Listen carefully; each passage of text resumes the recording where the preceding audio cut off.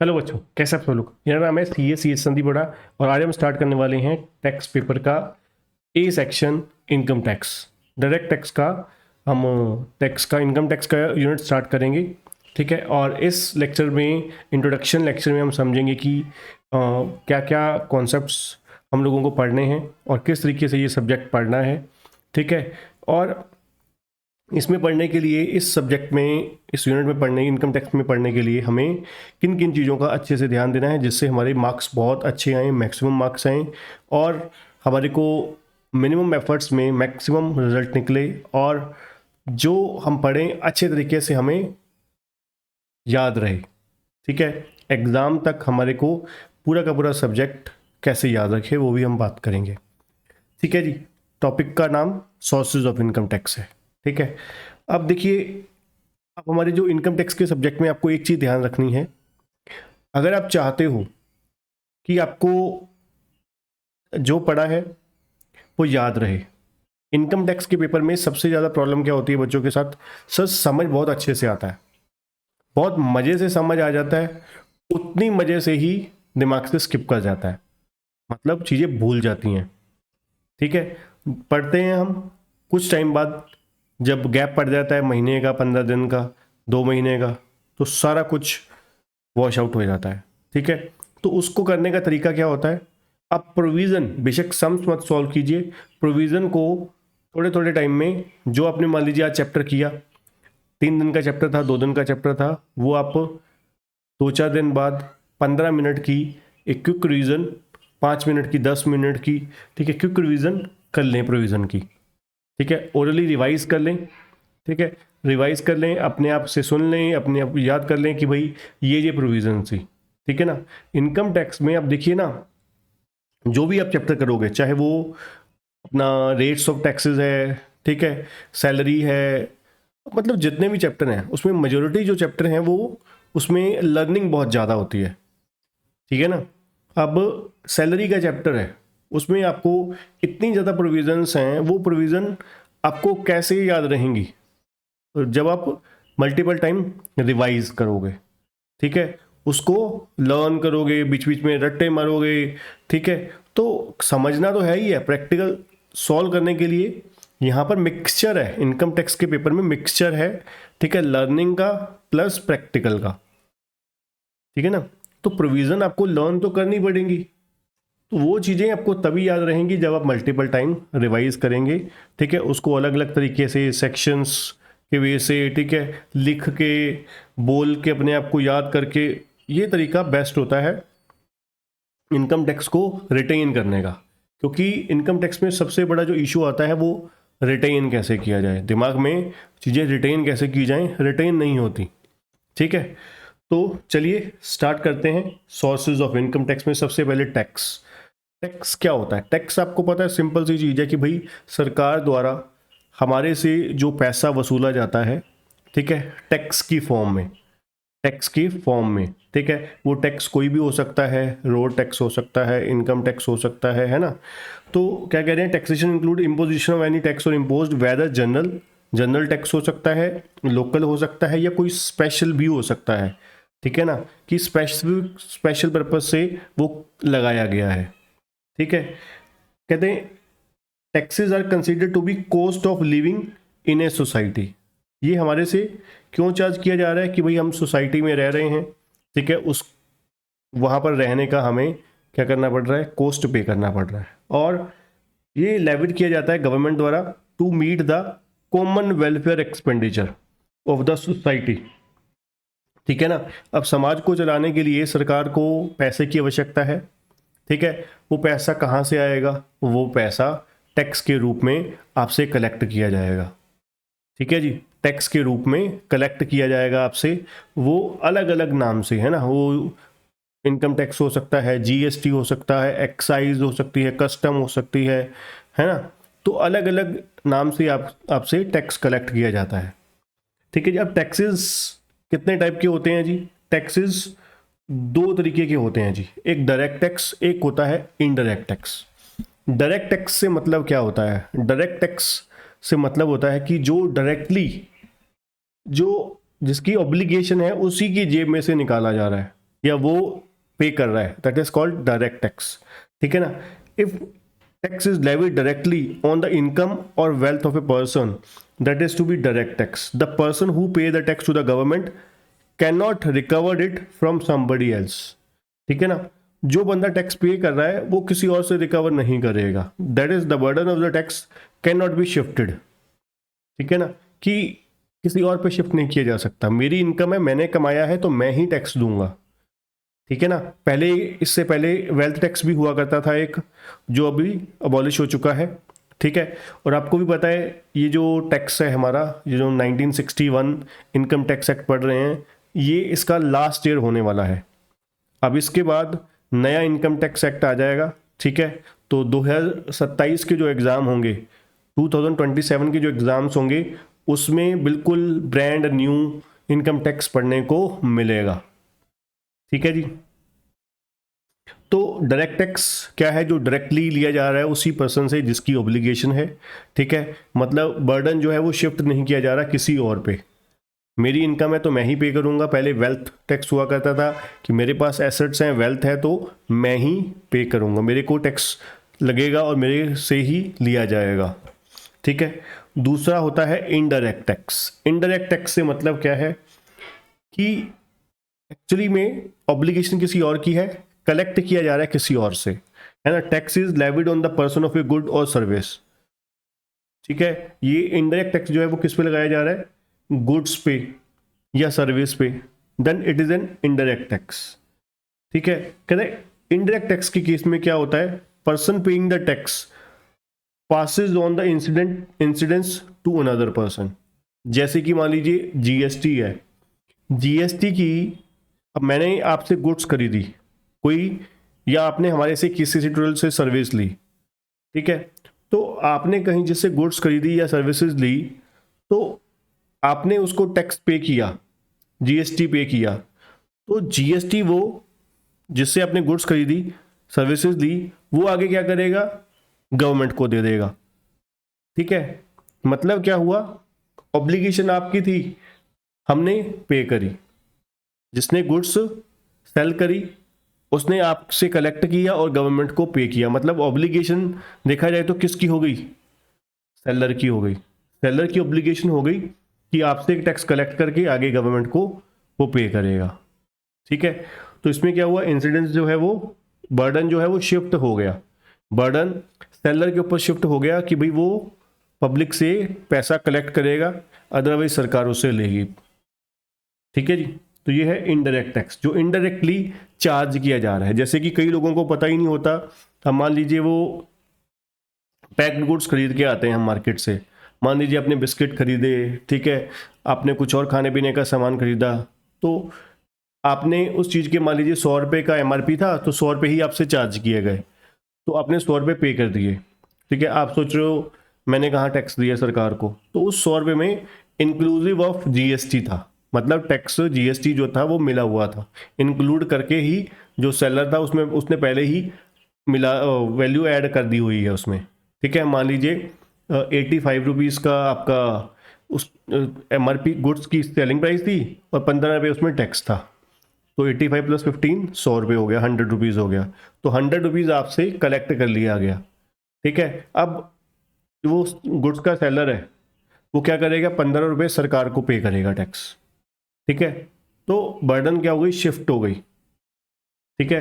Actually में आपकी pocket से लिया गया टैक्स, बट पे किसने किया? सेलर ने, जो गुड्स का सेलर था उसने। ठीक है जी। This is indirect tax. ठीक है जी। चलिए, अब एलिमेंट और sources of income tax law. जैसे मैंने आपको बोला कि इनकम टैक्स एक्ट 1961 अभी हम पढ़ रहे हैं। ठीक है। जो अब आगे जाके चेंज हो जाएगा, इनकम टैक्स एक्ट 2025 आपको पढ़ने को मिलेगा अब उसमें। ठीक है। तो 1 अप्रैल 2026 से वो लागू हो जाएगा। ठीक है। तो कुल मिला के इनकम टैक्स एक्ट 1961, ठीक है, इनकम टैक्स कहते हैं जो इंडिया में है वो गवर्न किया जाता है इनकम टैक्स एक्ट 1961 द्वारा। और ये लागू कब से हुआ? 1 अप्रैल 1962 से। और इसमें कुल मिला के 298 सेक्शंस हैं, 14 शेड्यूल्स हैं। और अगर अगर इनकम टैक्स में कुछ चेंजेस लेकर आनी है तो हर साल क्या आता है, फाइनेंस एक्ट आता है। देखा होगा आपने पहले, फाइनेंस एक्ट जो है उसके बारे में भी हम आगे जाके पढ़ेंगे।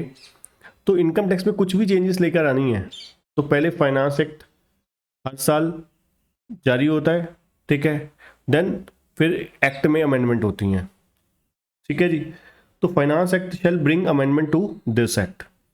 द लॉ प्रोवाइड फॉर, अब इसमें क्या क्या होता है कि इनकम टैक्स, टैक्सेबल इनकम की डिटर्मिनेशन, कि इनकम, टैक्सेबल इनकम कैसे कैलकुलेट करनी है, कैसे डिटरमाइन की जाएगी, टैक्स लायबिलिटी कैसे कैलकुलेट की जाएगी, असेसमेंट का प्रोसीजर क्या है, अपील का प्रोसीजर क्या है, पेनल्टियां कब लगेंगी और कब प्रोसिक्यूशन की नौबत आएगी, ठीक है। तो कुल मिला के इनकम टैक्स एक्ट में क्या दिया गया है, इनकम टैक्स एक्ट में कहते हैं कुल मिला के 298 सेक्शंस हैं, 14 शेड्यूल्स हैं, ठीक है। और अगर इनकम टैक्स एक्ट में अमेंडमेंट लानी है तो क्या करना पड़ेगा, फाइनेंस एक्ट के थ्रू चेंजेस लाई जाएंगी, ठीक है। और इसमें क्या होता है, इनकम टैक्स एक्ट में क्या आपको पढ़ने को मिलेगा, देखने को मिलेगा। इनकम टैक्स एक्ट 1961 में आपको टैक्सेबल इनकम कैसे निकालनी है वो बताया जाएगा, ठीक है। अपील्स, प्रोसीजर्स, पेनल्टीज, प्रोसिक्यूशंस, ये सब कुछ आपको इनकम टैक्स एक्ट 1961 में पढ़ने को मिलेगा, ठीक है जी। ठीक है सर, तो ये हो गया इनकम टैक्स एक्ट 1961। चलिए आगे चलते हैं जी फाइनेंस एक्ट के बारे में। जैसे अभी हमने बात करी कि आपको इनकम टैक्स में जो भी चेंजेस करनी है वो किसके थ्रू होंगी, वो होंगी चेंजेस फाइनेंस एक्ट के थ्रू होंगी, ठीक है। तो अब फाइनेंस एक्ट क्या है, आपने देखा होगा हर साल जो हमारे देश के फाइनेंस मिनिस्टर हैं पिछले कुछ सालों से, ठीक है, निर्मला सीतारमन जी, वो क्या करती हैं, हर साल फाइनेंस बिल पेश करती हैं, ठीक है। फाइनेंस मिनिस्टर कहते हैं एज फाइनेंस बिल पेश किया जाता है बोथ हाउसेज ऑफ पार्लियामेंट में, मतलब लोकसभा और राज्यसभा में जो फाइनेंस बिल है वो पेश किया जाता है, फिर उसके ऊपर क्या होती है, चर्चा, ठीक है जी। फाइनेंस मिनिस्टर क्या करते हैं, चर्चा करते हैं, फाइनेंस बिल पेश करते हैं, देन उसके ऊपर दोनों हाउसेज में, लोकसभा और राज्यसभा में उसके ऊपर डिस्कशन होती है, चर्चा होती है, ठीक है जी। तो क्या कह रहे हैं ji, once the finance bill is approved by the parliament, जब लोकसभा और राज्यसभा में बिल पास हो जाता है, and get the assent of president, तो फिर वो दोनों हाउसेस पार्लियामेंट के अप्रूवल के बाद वो चला जाता है फाइनल अप्रूवल के लिए प्रेसिडेंट जी के पास, ठीक है जी। तो प्रेसिडेंट के पास बिल पेश किया जाता है, देन उसकी अप्रूवल के बाद वो finance bill, it will becomes the finance act, ठीक है जी। तो वो क्या बन जाता है, फाइनेंस एक्ट। तो फाइनेंस एक्ट में किस किस की अमेंडमेंट आती हैं, फाइनेंस एक्ट में दोनों डायरेक्ट टैक्स और इनडायरेक्ट टैक्स दोनों की अमेंडमेंट आ जाती है। मतलब जो भी डायरेक्ट टैक्स इनकम टैक्स है, ठीक है, इनडायरेक्ट टैक्स है, इनडायरेक्ट टैक्स में जीएसटी, कस्टम, ठीक है, और कुछ एक दो चीज़ों पे जो एक्साइज बचा है उसके ऊपर चेंजेस जो लानी है वो किसके थ्रू लाई जाती हैं, फाइनेंस एक्ट के थ्रू। फाइनेंस एक्ट से फिर वो अमेंडमेंट की जाती हैं एक्ट में, ठीक है जी। देन कहते हैं पार्ट ए में, जो फाइनेंस एक्ट होता है उसके ए पार्ट में प्रपोज्ड पॉलिसी होती है गवर्नमेंट की इन फिस्कल एरिया, और पार्ट बी में डिटेल्ड टैक्स प्रपोजल्स होते हैं, ठीक है जी। और सबसे मेन जो रेट ऑफ टैक्स है कि भाई इनकम के ऊपर कितना रेट ऑफ टैक्स लगेगा, ठीक है, वो बताया जाता है schedule 1 of the finance act. Schedule 1 में बताया जाता है कि रेट ऑफ टैक्स कितना लगने वाला है, ठीक है जी। तो कुल मिला के फाइनेंस एक्ट में हमने क्या पढ़ा, पहले फाइनेंस मिनिस्टर जी जो हैं वो क्या करते हैं, फाइनेंस बिल पेश करते हैं पार्लियामेंट में, पार्लियामेंट में फाइनेंस बिल पेश किया जाता है, फिर वो फाइनेंस बिल के ऊपर चर्चा होती है बोथ हाउसेज ऑफ पार्लियामेंट में, लोकसभा और राज्यसभा में, ठीक है। तो फिर वो क्या बन जाता है, जब डिस्कशन के बाद फिर वो अप्रूवल मिल जाती है पार्लियामेंट से, देन वो प्रेसिडेंट जी के पास चला जाता है, ठीक है, प्रेसिडेंट ऑफ इंडिया के पास चला जाता है, देन उनकी असेंट के बाद, सहमति के बाद वो फाइनेंस बिल जो है वो क्या बन जाता है, फाइनेंस एक्ट।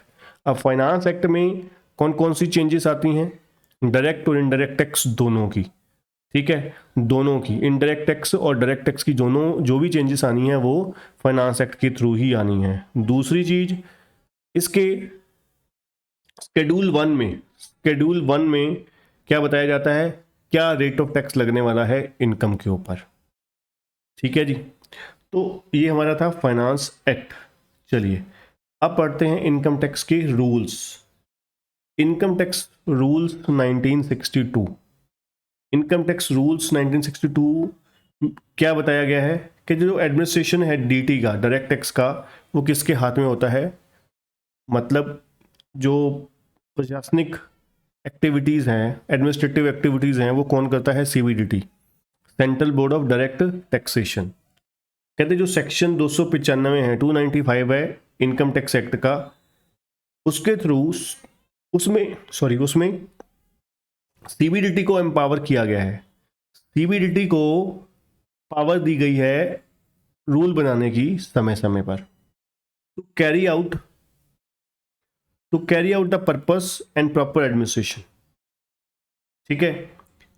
295 सेक्शन के थ्रू सीबीडीटी को पावर मिली है कि वो प्रॉपर एडमिनिस्ट्रेशन कर सकता है, समय समय पर रूल्स बना सकते हैं, फ्रेम कर सकते हैं, ठीक है। और सबसे इंपॉर्टेंट बात, रूल्स में, एक्ट में क्या होती है प्रोविजंस, रूल्स में क्या होते हैं, जो प्रोसीजर्स होते हैं, फॉर्म्स होते हैं, डिटेल्ड, है ना, जो लंबे लंबे काम होते हैं, ठीक है, वो रूल्स में होते हैं, ठीक है। अब रूल्स में क्या क्या चीज़ें हैं, मीन्स ध्यान से पढ़िएगा, सुनिएगा।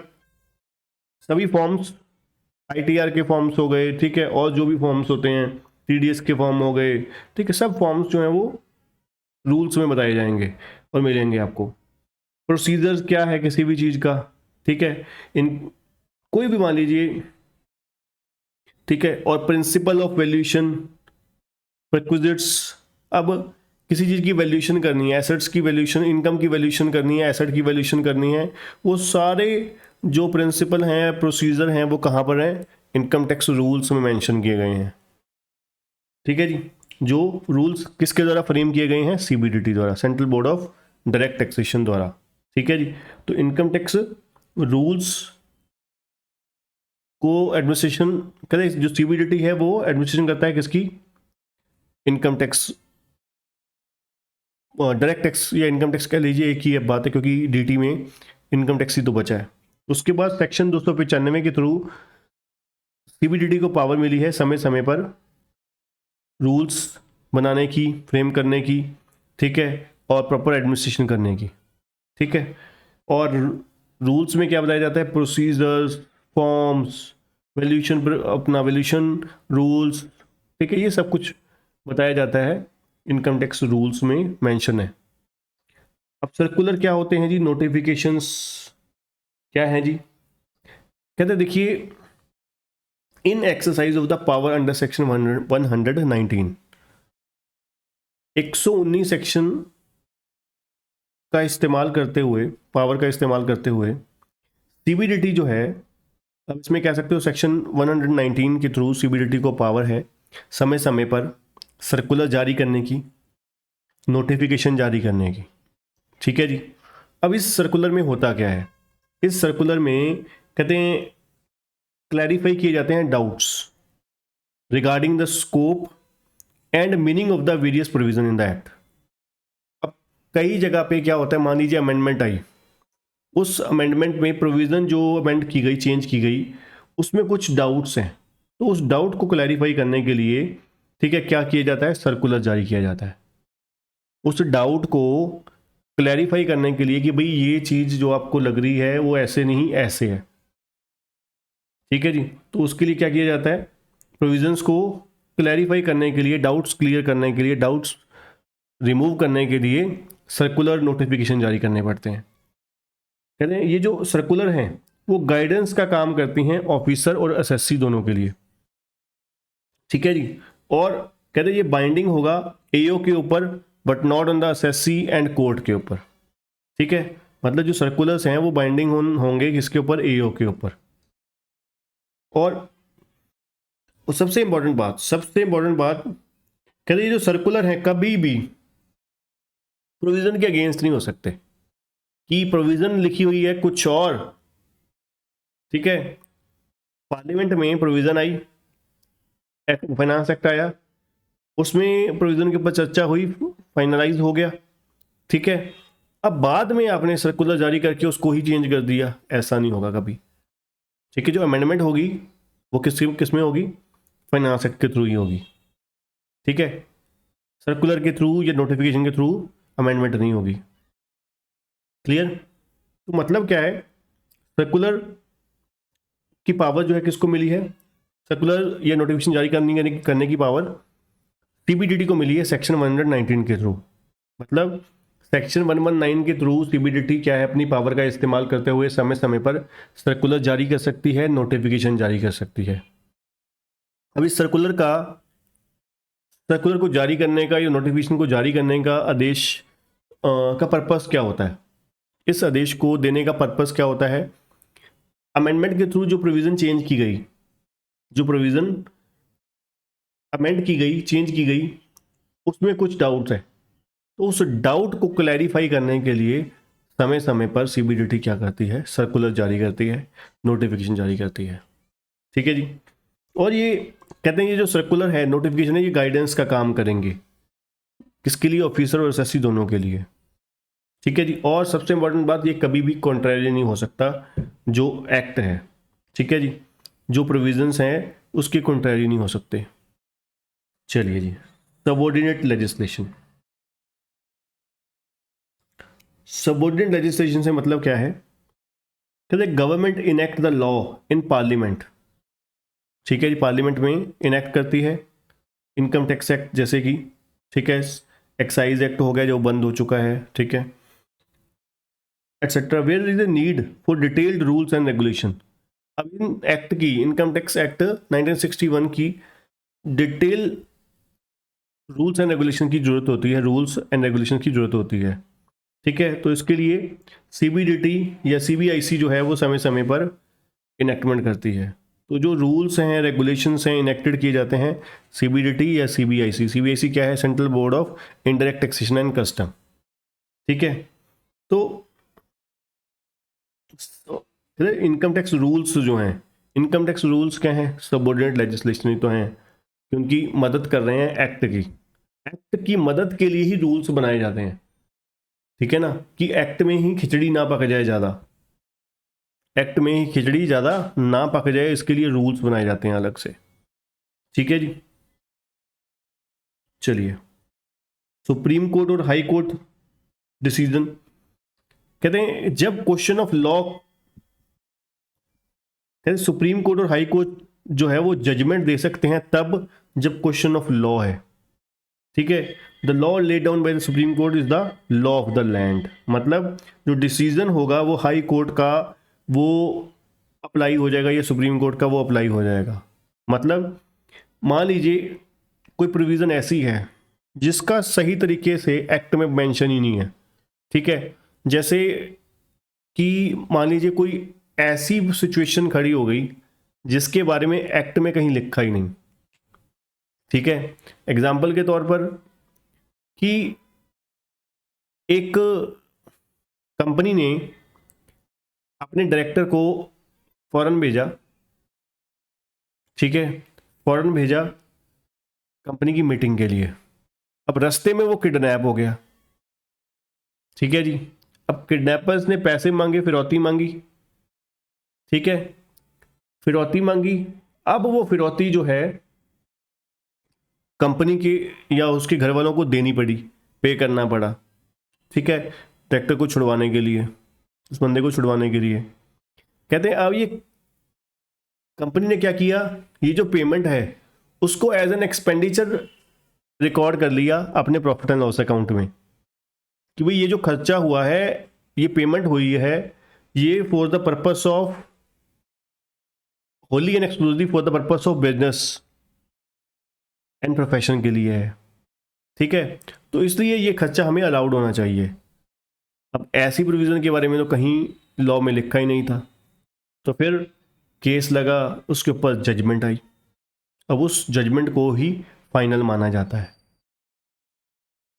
ठीक है, तो कहने का मतलब क्या है कि भाई जहां पर लॉ फेल हो जाए, ठीक है, क्वेश्चन ऑफ लॉ आ जाए, तो वहां पर फिर जजमेंट लेकर आनी पड़ती है अलग से, लॉ से हट के। ठीक है जी, तो ये हमारे बेसिक्स थे। अब उसके बाद आ जाते हैं लास्ट, रेट ऑफ टैक्स कहाँ पे मेंशन किए गए हैं। ठीक है, 3 पार्ट हैं, पार्ट 1, 2, 3 के जो टैक्स रेट हैं, कहते जो हमारे फाइनेंस एक्ट के first schedule to the finance act provide the following rate of tax. First schedule के पार्ट 1 में टैक्स रेट बताए गए हैं कि अलग अलग असेसी को क्या रेट ऑफ टैक्स लगेंगे, मेरे को, इंडिविजुअल को, फर्म को, एलएलपी को, ठीक है, कंपनी को, क्या रेट ऑफ टैक्स लगेंगे, that is mention in the first schedule, part 1 of the first schedule of the finance act. ठीक है जी, इनकम टैक्स एक्ट नहीं, इनकम टैक्स एक्ट नहीं, part 1 of schedule 1 of finance act. ठीक है, और part 2 में क्या बताया गया है कि टीडीएस किस रेट पे काटा जाएगा। ठीक है, और पार्ट 3 में सैलरी के ऊपर क्या रेट ऑफ टीडीएस होगा और एडवांस टैक्स कितना जमा करवाना होगा। ठीक है, तो कुल मिला के 3 पार्ट हैं first schedule of finance act के। पहले पार्ट में सभी एसएससी को क्या रेट ऑफ टैक्स लगेगा वो मेंशन किया गया है। दूसरे पार्ट में टीडीएस क्या रेट पे कटेगा। तीसरे पार्ट में सैलरी के ऊपर टीडीएस क्या रेट पे कटेगा, प्लस ये कितना कटेगा, प्लस एडवांस टैक्स। ठीक है, तो ये हमारा हो गया रेट ऑफ टैक्स कहाँ कहाँ पे मेंशन है। ठीक है, और लास्ट इनकम टैक्स अथॉरिटीज़। ठीक है, रिवर्स सिचुएशन में पढ़ेंगे। सबसे पहले इंस्पेक्टर होता है जी, सबसे नीचे लेवल का इंस्पेक्टर ऑफ इनकम टैक्स, फिर उसके बाद tax recovery officer, then income tax officer. ठीक है, देन असिस्टेंट डायरेक्टर या असिस्टेंट कमिश्नर ऑफ ACIT जिसको हम बोलते हैं, फिर deputy commissioner of income tax, फिर joint commissioner of income tax, then additional commissioner of income tax, then CIT आ जाएगा, इनकम टैक्स कमिश्नर जिसको हम बोलते हैं। ठीक है, और फिर डायरेक्टर जनरल ऑफ या chief commissioner of income tax, और अथॉरिटी नहीं है कोई CBDT। ठीक है, CBDT संस्था है, इंस्टीट्यूशन है। ठीक है, जो एडमिनिस्ट्रेशन करती है, मतलब कुल मिला के सबसे ऊपर क्या हो गया, chief commissioner of income tax. ठीक है, तो ये हमारा हो गया बच्चों सोर्सेज ऑफ इनकम टैक्स, जिसमें हमने सिंपली क्या पढ़ा, टैक्सेस क्या होते हैं, टैक्स क्या होता है, कितने टाइप के होते हैं tax, direct tax, indirect tax, income tax act 1961 क्या है, फाइनेंस एक्ट में क्या होता है, क्या पढ़ते हैं हम लोग। ठीक है, और रेट्स कहाँ कहाँ पे मेंशन है, सब कुछ बेसिक्स छोटे से इस इंट्रो लेक्चर के थ्रू। नेक्स्ट लेक्चर में हम बेसिक्स ऑफ इनकम टैक्स पढ़ेंगे, जहाँ पर हम बहुत सारी चीज़ें सीखेंगे कि फाइनेंशियल ईयर क्या होता है, प्रीवियस ईयर क्या होता है, ठीक है, इनकम क्या होती है, सब कुछ, बहुत कुछ आपको नेक्स्ट चैप्टर बहुत ही इंपॉर्टेंट होने वाला है। ठीक है, तो मिलते हैं नेक्स्ट वीडियो में। Thank you.